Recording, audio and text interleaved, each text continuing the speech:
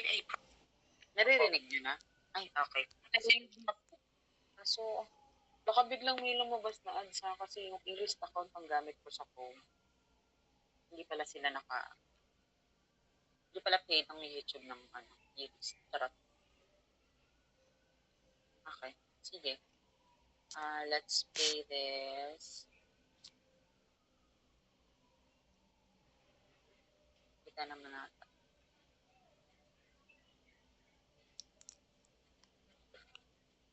Full screen. Ayan na yung buong full screen. Okay. Probability distribution for a discrete variable and how to calculate the expected value of x, also called the mean, and then we will calculate the variance and the standard deviation for this distribution. We will do this using Excel. To get the most out of this video, you can type the numbers in Excel and follow along. You should stop the video and rewind at any time to make sure you followed every step. Okay, let's get started. First, a short definition. A probability distribution for a discrete variable is a mutually exclusive listing of all possible outcomes together with the probability of each occurring. Suppose the director of the local pound has collected data during the past year about the number of rescue dogs brought into the facility each week. The results for the past year are as follows. You can see in column A, this is a mutually exclusive listing of the number of dogs per week, from 0 or no dogs brought in to the most number of dogs brought in a week, which is 10. The frequencies for each possible outcome is listed in the next column, column B. So, for example, there was 1 week where no dogs were brought in. There was 1 week where 1 dog was brought in. There were 3 weeks where 2 dogs were brought in, and so on. This example shows the frequency of each outcome, so it is not yet in the form of a probability distribution. To create a probability distribution, we must first divide each frequency by the total. So let's start by using Excel to sum up the frequency column. We type equal SUM, open parentheses, then select the values B2 through B12.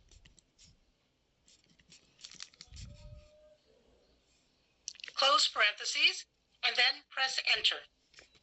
And we get a total which is 52, which makes sense because there are 52 weeks in a year. And this is a distribution over the past year. Now we can calculate the probabilities for each outcome. So let's make a new column for that in column C, and I will label it P of X for the probability of X. So that's simply the frequency for each outcome divided by the total.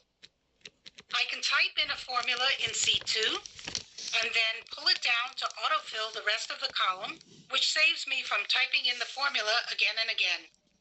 So for the first probability, I'll need to divide 1 by 52. The next one will also be 1 by 52, then 3 by 52, and so on. So the 52 needs to be fixed as an absolute cell reference. Okay, let's start by typing in equal, then B2 divided by B13, and that... Okay, if you're still listening, no? Okay, so what we're doing here on this part, hindi given yung probability of X. So, what's given is the number of reciprocals and then the frequency. So, ibig sabihin, we need to compute for the probability of X first, okay?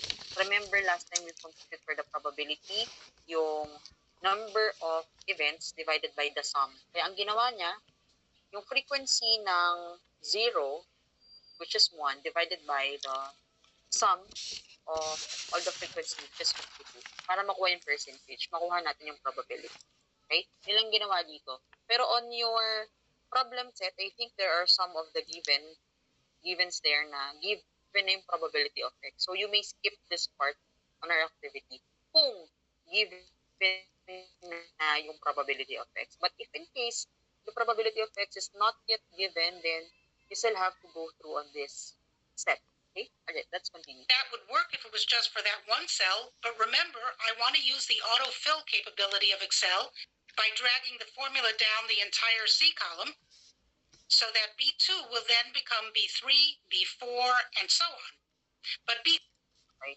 Ang gusto daw niyang mangyari dito, kapag daw kinopya ko yung formula na to pababa, ang magbabago lang is itong B2, which is the frequency. Pero yung B13 as is siya kasi divided by the sum. So kung pag dinarag ko siya pababa, ang magbago lang is yung B2. So magiging B2, B3, B4, B5. Pero yung division divided by B13, dapat pag dinarag ko siya, lahat yan B13. Hindi daw dapat siya magbago.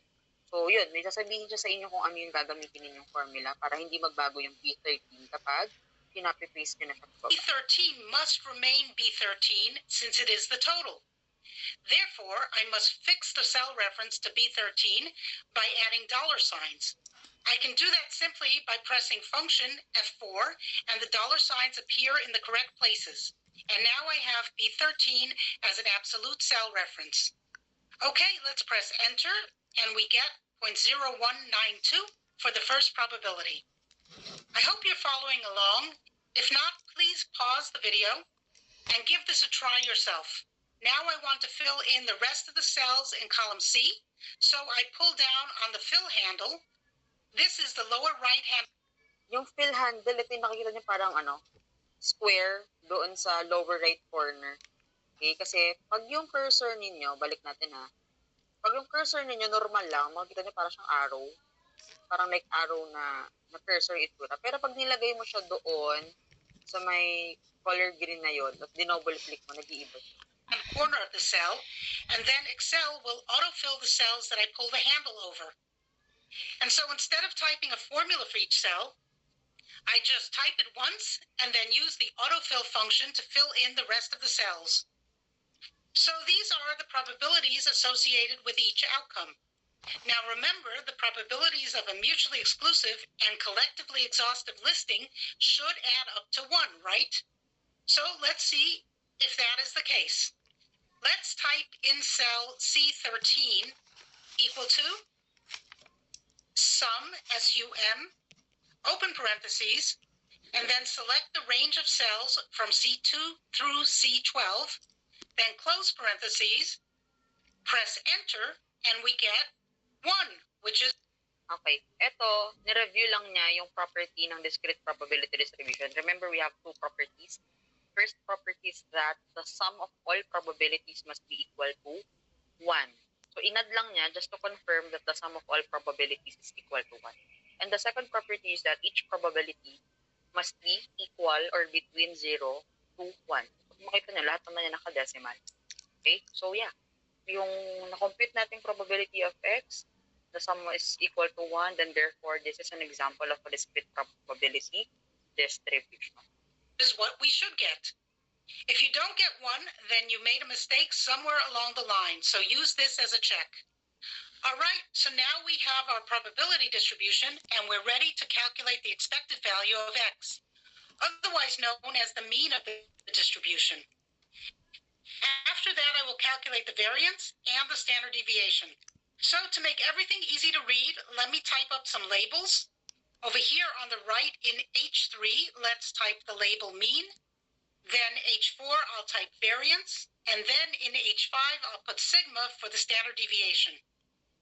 You can find the Greek letter for sigma by clicking the Insert tab, then going over to here where it says symbol. Click on symbol, and then look for the appropriate symbol, in this case sigma. Click on it, then click Insert, and you've got your sigma. All right, now let's get back to calculating the mean, also known as the expected value of X. Ayan na, dito na kayo mag-take down notes on how to compute mean, variance, and standard deviation. The formula for calculating the expected value of X is E of X, the expected value of X, is equal to mu, right? Which is equal to the sum of the X's times the P of X's.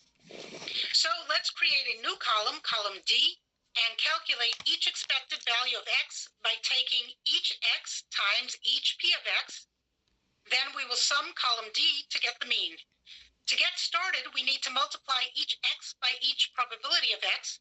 So each X is in column A, and each P of X is in column C.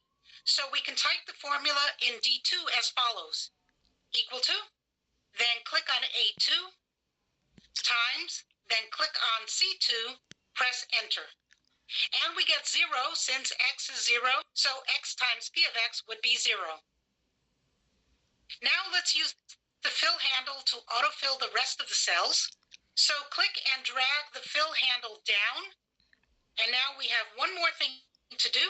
The formula is the sum of each x times p of x. So now we have to sum the D column to get the expected value of x. That is the mean. So type into cell D13 equal to sum, then open parentheses. Now select the range from D2 down to D12, then close parentheses, press enter, and we get 5.4615. That is the mean or expected value of this distribution. Now, I really want this next to my label for the mean, so let's copy and then paste the formula into I3. Perfect. Now let's calculate the standard deviation. Well, to do that, we first need to calculate the variance and then take the square root of the variance to get the standard deviation. The formula for the variance is, here we have VAR and in parentheses x, so the variance of x is equal to sigma squared, of course, and the formula, the sum of x minus mu squared times p of x. And then, of course, the standard deviation will be the square root of that. So let's break down the formula for the variance, and in column E, we will do the first part of the equation, which is x minus the mean, then squared. Okay. Doon sa formula natin nasa yung sa table. Table natin, x times p of x. After that, we have the column for x minus mean. After that, yung next column natin, dito pa lang papasok si x minus mean. X minus mean squared. No? Pero on this, since naka-Excel naman tayo, pwede na natin siyang diretsuin since naka-formula na siya. So,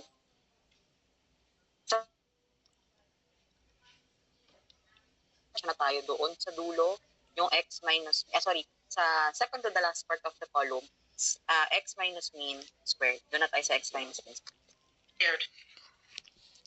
So in cell E2, let's type equal to, open parentheses. Now we need to put in the parentheses x minus mu. So since all the x's are in column A, I select A2 minus. Now I need to select the expected value of the mean, and that is in D13. And I need to fix that cell as an absolute cell reference so that when I drag down the fill handle, it stays on D13. So press Fn, function F4 on your keyboard if you have a PC. Yung walang keyboard, hindi sila makakapag-click ng Fn, no? Pero yung dollar sign, kasi lalagyan natin ng dollar sign, pwede siyang i-type, no? I-move nyo lang yung cursor ninyo before and after the column. So, before and after column D, or the letter D, pwede nyong i-type mismo yung dollar sign. Okay? See, if you're using a Mac, you will need to manually type in the dollar signs, unless there's some other way to do it. Now we have dollar sign D, dollar sign 13, and so the cell reference is an absolute cell reference, and it won't change when we use the autofill function. Now close parentheses, and then the caret key above the number 6 on your keyboard for exponent, and then 2, so it's squared. So now we have 29.82 for the first number in E2. Now let's pull down the fill handle to autofill the rest of the cells. So now we have column E. Remember, the formula is the sum of the x's minus mu squared times p of x. So it's the sum of what we just computed in column E multiplied by the probability of x, which are the numbers in column C. So now we need to multiply column E by column C and then sum those numbers to get the variance. Let's label column F as simply E times C. Now in itong column F, ito yung last column, ha? Last column natin to dun sa manual computation in which we have to multiply everything by the p of x. So, kanya, ang nilabel lang niya dito is yung column E, in which yung x minus mean quantity squared, times yung column C, p of x. No? So, hindi niya na binuo yung formula isulat. Ang ginawa na lang niya dito is yung label ng column. In F2, let's type in equal to, then click on E2 to select it, times, then on C2. Notice how the formula in F2 is color-coded to help identify the cells we selected.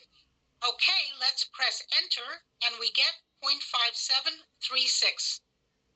Now click in F2 and pull the fill handle down to F12, and this autofills the rest of the cells. Now all that's left to do to get the variance is to sum column E.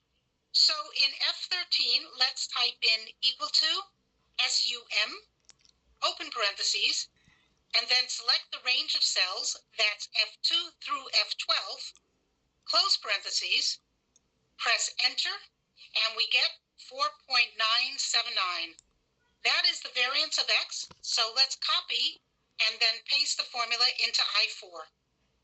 Now, one last thing remaining for this problem, we need to get the standard deviation of X, and that's easy.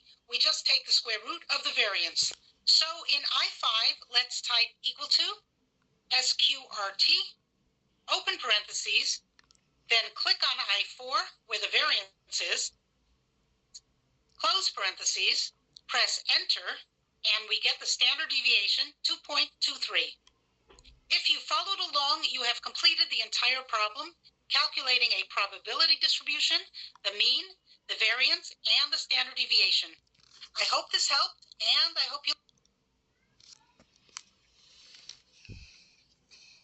Okay. Alright. So, later on, anong tawag dito?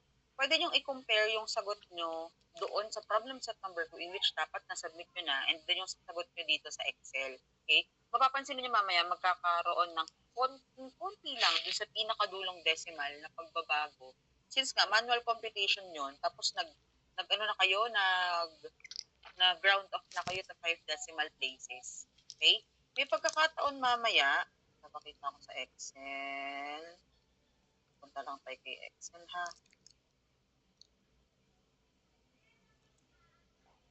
Punta kay Excel. May pagkakataon mamaya, for example, ang lumabas sagot niyo 0.2378. Kunyari mahaba, no? Ang makikita nyo lang dyan is, let's say, 6. Pero yung tinay po kanina, madami, di ba? Madami. Okay? So, para sure kayo na pare-pareho lahat, pwede nyong i-select. Type ako, 0.1, blah, blah, blah. Yan, tapos 0.3. Yan. So, pare-pareho sila. Pwede nyo silang i-select. Makikita ba? Wait lang, double check. Okay, nakikita naman. Pwede nyo silang i-select yung decimal value. Tapos adjust nyo siya dito sa taas. Okay, kung ilan yung makikita. Okay, pwede yung gusto nyo ipakita lang 5, since 5 lang naman yung sinet ko last time. So, pwede nyo siyang i-adjust dito kung ilan lang yung gusto ninyong makita. Gusto nyo 2 decimal places, 2 decimal places, 3 decimal places, 3 decimal places. Pero we'll stick with 5 decimal places. Okay? May question po? Balot, yes po. Ma'am, kapag sinelect po ba namin yan po, yung pinindot niyo po kanina, ibig sabihin po, naka-round up na po siya sa 5 decimal point po. I-adjust mo siya. Kumbaga, may times kasi na ang pinapakita 2 decimal places lang. So, i-adjust mo siya, pipindutin mo na pipindutin hanggang maging 5 yung decimal places. Kasi minsan, hindi lang siya isang click. So, dapat pindot, i-click, itap mo siya ng itap hanggang ang makita mo ay 5 decimal places na. Automatic rounded off naman na yun. Thank you po, ma'am. Okay, next question we have from Banhaw. Ma'am, kagaya po sa may video na pinanood niyo po, pwede din po ba namin gawin yung column E times column C na lang po yung ilagay namin as label po? Yes po, pwede po. Next, let's have Catalio. Ma'am, ano pong pinindot nyo para mag-select? Mag-select. Para mag-select, balik tayo dun sa Excel.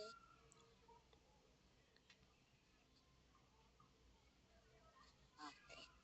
Sa mga naka-desktop, para mag-select, click nyo lang yung una. Click nyo lang yung una or kung saan nyo gusto mag-start. It's either end or start. No? O doon tayo sa pinakataas. So, para i-select mo siya, double-click, tapos drag pababa. Okay? Double click, then drag pababa. Minsan isang tap lang tapos drag pababa. I-hold mo, kailangan naka-hold. Or kung hindi kayo sanay, kung naka-laptop kayo or desktop, pwedeng click nyo muna ng isa, tapos click nyo sa keyboard, shift, naka-hold kayo ng shift. Pag naka-hold na yung shift, click nyo na yung arrow sa right side ng keyboard. Right side ng keyboard, magkukusa na siya na magse-select. Okay? Ulit, kapag keyboard ang gamit, click nyo muna yung una. Hold nyo yung shift. Huwag nyo bibitawan hanggat hindi nyo napipindot yung arrow down or arrow up. Tapos pwede nyo na siyang bitawan. Nakaselect na siya. Kung mouse ang gamit, double click, tapos drag lang pababa. Select na yun. Okay? What else? May question pa po? Sino yung next? Laybag, yes po. Ma'am, pwede po bang yung format po ng gagawin namin is katulad ng format sa may manual po? Pwede naman. We have two options. You may use yung katulad sa format natin, yung doon sa Excel, ay doon sa manual mismo, kung manual computation. But you may also use kung ano yung ginamit sa Excel. Either of the two, you'll get the same answer naman. Pero kung saan kayo mas comfortable. What else? Thank you po. Okay, thank you. What else? Any question? Okay, I have already posted the PowerPoint. So if you want to rewatch the video, pwede niyong panoorin ulit. Okay? I-post ko pa rin yung question dito. The call is still open. You may lift the call if you want. And then be back before, ano ba tayo, 2 to 5 tayo, diba? Be back by, let's say, 4:50, no? Just to check if ano na yung progress ninyo. Okay? Be back by 4:50 and yeah, you may leave the call tapos you start the call with your classmates. If you have any question, kindly direct your question to Mayor tapos Mayor will message me on my messenger account. May tanong pa, Andal, yes po. Ma'am, yung gagawin po namin dito na is yung problem set 2 po, no? Apo, yung question sa problem set 2 po yung gagamitin. Okay, thank you po, ma'am. Alright, Delotindo, yes po. Good afternoon po, ma'am. Ano po kasi, na-late po ako nakapasok kasi po yung wifi ko nawala. Pero meron ka ng internet ngayon? Yes po, meron na po. Okay. I-ask someone from your classmate kung sinong pwedeng umampon sa'yo. May isang grupo na 4 members. Kasi 3 members lang po. Pero since they're here, i-ask one of your classmates kung sino mang grupo umampon sa'yo. Sino pwedeng umampon kay Delotindo? Para 4 na kayo sa grupo. Pang 4 si Delotindo. Okay, may nag-raise ng hand. Balot, kayo na lang ang kukuha kay Delotindo? Apa, ma'am. Alright, thank you so much. Balot is group number 1. So, si Delotindo is group number 1 na. Wait, double check. Where is group? Ay, napali ako napindot. Balot, Delotindo. Okay, Delotindo is group number 1. Question pa po, Rowa, yes po.